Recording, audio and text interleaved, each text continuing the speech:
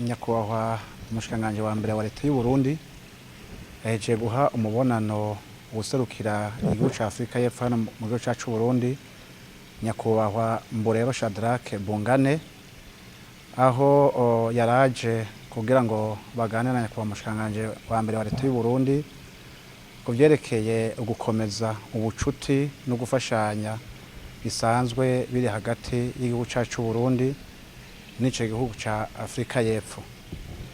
Nyakubahwa umushikiranganji wa mbere yakengurukiye igihugu ca Afrika y'Epfo, aho yamenyesheje ko ubucuti n'imigenderanire biri hagati y'igihugu cacu n'igihugu ca Afrika y'Epfo atari ubucuti bw'uno musi, ko ari ubucuti bwa kera cane, mbere bwaba bwatanguye inyuma yo kurandurana n'imizi intwaro yakaryanisha imiryango. Yamenyesheje ko ubwo bucuti niyo migenderanire myiza vyatumye mbere Uburundi uno musi amahoro n'umutekano bufise bushima uruhara bw'igihugu ca Afrika y'Epfo nk'uko abatari bake babizi. Ahanini rero cane cane izo ndongozi zibiri zaganiriye kuco twovuga ibice bitatu. Ubwa mbere uyo ahagarariye igihugu ca Afrika y'Epfo hano mu gihugu cacu c'u Burundi yakengurutse arakenguruka aho igihugu cacu c'u Burundi kigeze, umurundi w'iterambere kigezeko.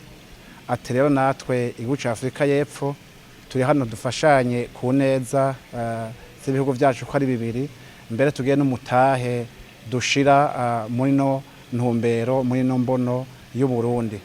Ari naho yamenyesha yuko igihugu aserukira ahagarariye hano mu gihugu cacu c'u Burundi cifuza gufashanya n'u Burundi mu gisata cyo kumenyesha amakuru, cane cane muri mwe twita digitalisation mu gifaransa, ari vyo gushira mu buhinga bwa none ibisata bitandukanye.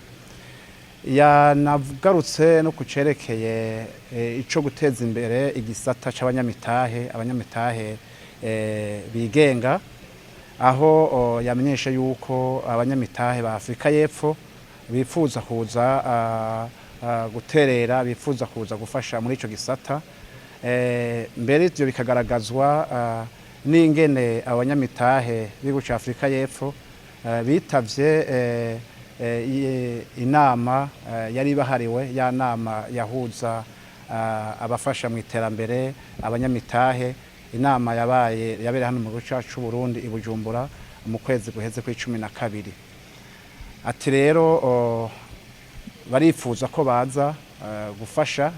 Yanagarutse cane, banagarutse ku gisata c'ubutare, aho uyo ahagarariye igihugu ca Afrika y'Epfo yaciye ku mayange nyakubahwa umushikiranganji wa mbere aho igihugu ca Afrika y'Epfo kigeze mu gukorera muri ico gisata, haba mu gucukura mbere haba mbere no gufasha mu gutanga ubuhinga, ico yise assistance technique. Ati vyerekana rero yuko igihugu cacu userukira amagara hano mu gihugu c'u Burundi hari ico cofasha muri ico gisata.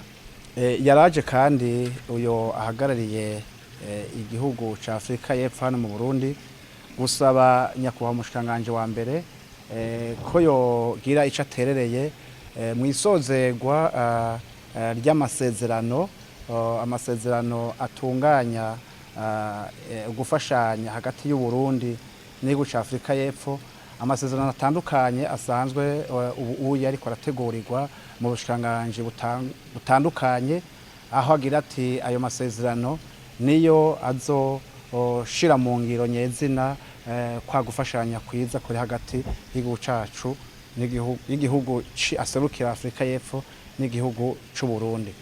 Izo ndongozi zibiri rero zasozereye umubonano wazo zibandanya ziyemeza kubana zikorera hamwe kugira ngo bwa bucuti no kwa gufashanya bibandanye bitera imbere ku neza y'abarundi no ku neza y'abanyafrika y'Epfo.